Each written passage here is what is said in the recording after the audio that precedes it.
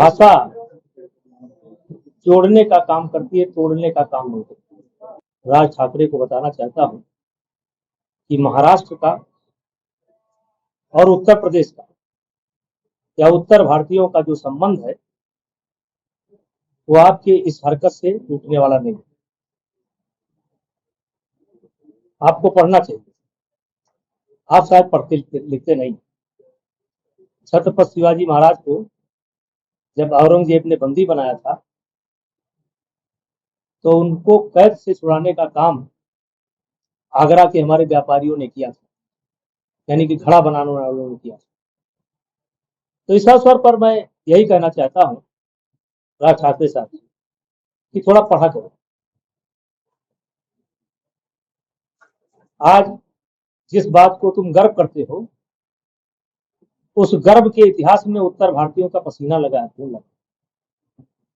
और आज आप बहुत हल्की राजनीति करें,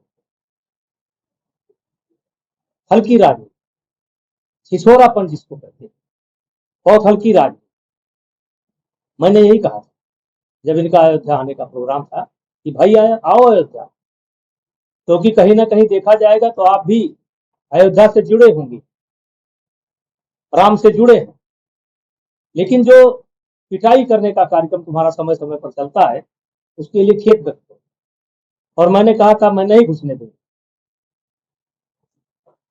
आप नहीं आए, कोई बात नहीं, लेकिन फिर आकर के जो है फिर अपना रंग इन्होंने 2025 के अंत में दिखाया। और मैं उनको कहता हूं कि उनको सद्बुद्धि आवे।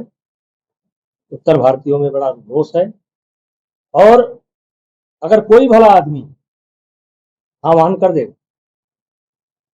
तो राज ठाकरे साहब आप जेल नहीं पहुंचे।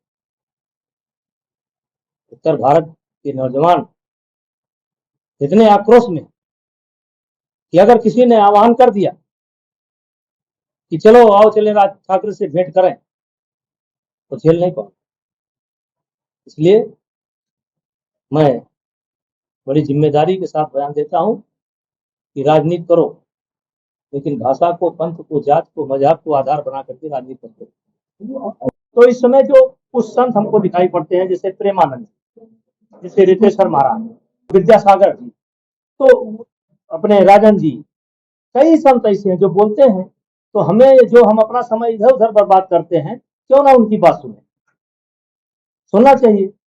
नहीं नहीं नहीं, देखिए बागेश्वर बाबा का अपना एक है, अपना हिसाब किताब है, लेकिन उनका जरा नौजवान है, अभी जरा अभी कंट्रोल में कम।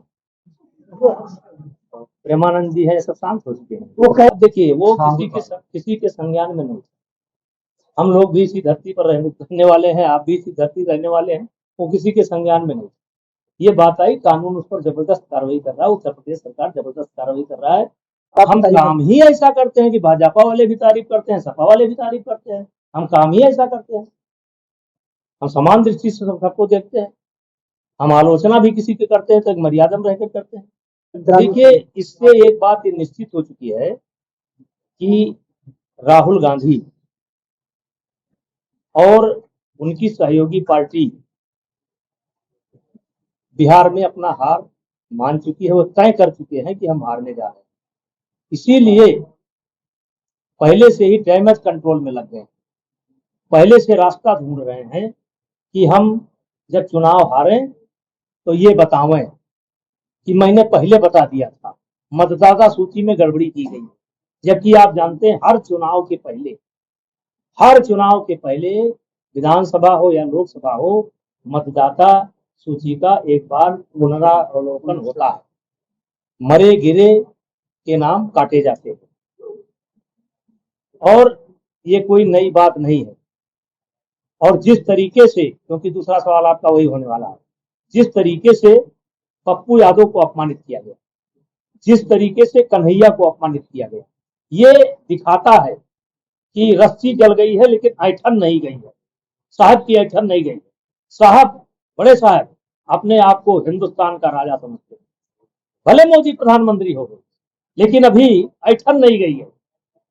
और यही हाल लालू जी के बेटे का है, उनको भी ऐठन नहीं गई है, क्योंकि वो भी राजकुमार है, बिहार के राजकुमार है। तो अब राजकुमार के बगल में पप्पू खड़े हो जाएं, राजकुमार के बगल में कन्हैया खड़े हो जाएं और बराबर खड़े हो जाएं, तो ये रास नहीं आता। ये दिखाता है ठसक राजशाही का कि कन्हैया फन्हैया होंगे नेता, कोई बात नहीं है, लेकिन बगल में नहीं खड़े हो सकते।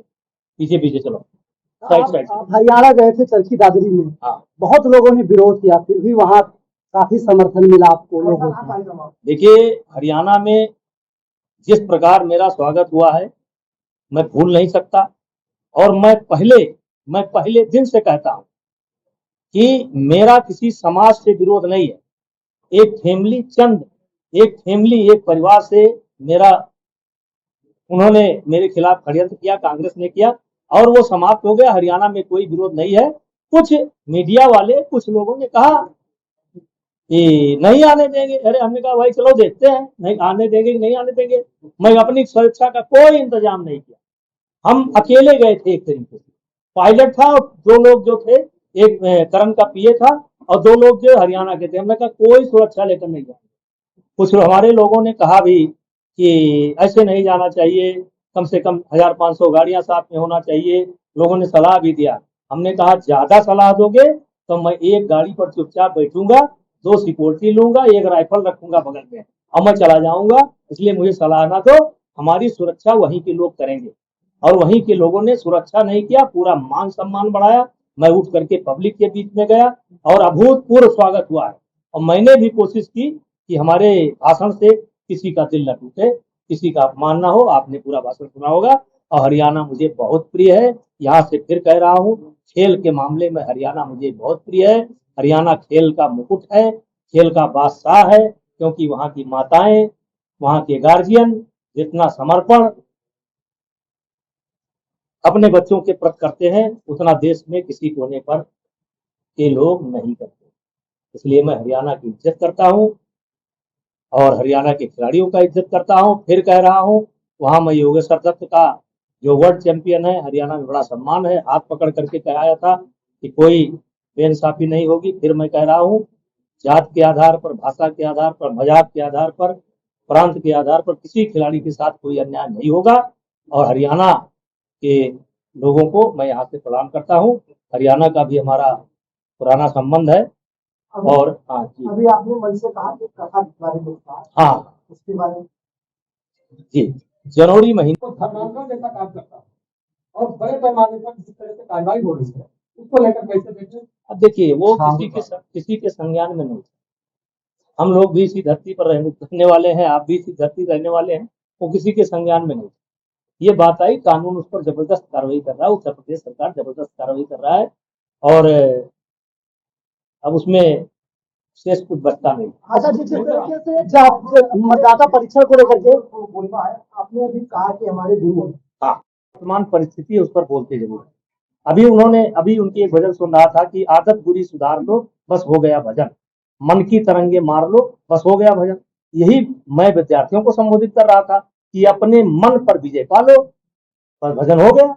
मन पर ही तो विजय पाना है। तो इस समय जो कुछ संत हमको दिखाई पड़ते हैं, जैसे प्रेमानंद, जैसे रितेश्वर महाराज, जैसे ये अपना एक क्या नाम भूल गया है, हाँ विद्यासागर जी, तो अपने राजन जी, कई संत ऐसे हैं जो बोलते हैं। तो हमें, जो हम अपना समय इधर उधर बर्बाद करते हैं, क्यों ना उनकी बात सुनना चाहिए। लेकिन उसी में एक संत है बागेश्वर बाबा। नहीं, देखिए बागेश्वर बाबा का अपना एक है, अपना हिसाब किताब है, लेकिन उनका जरा नौजवान है, जरा अभी कंट्रोल में कम। प्रेमानंद जी है, सब शांत हो चुके हैं। वो कह रहे हैं कि भगवाए हिंद जो चलाने की बात हो रही, तो उन्होंने कहा भगवाए हिंद किसी भी क्षेत्र। देखिए हमने, चलिए उनका भी सुना करिए।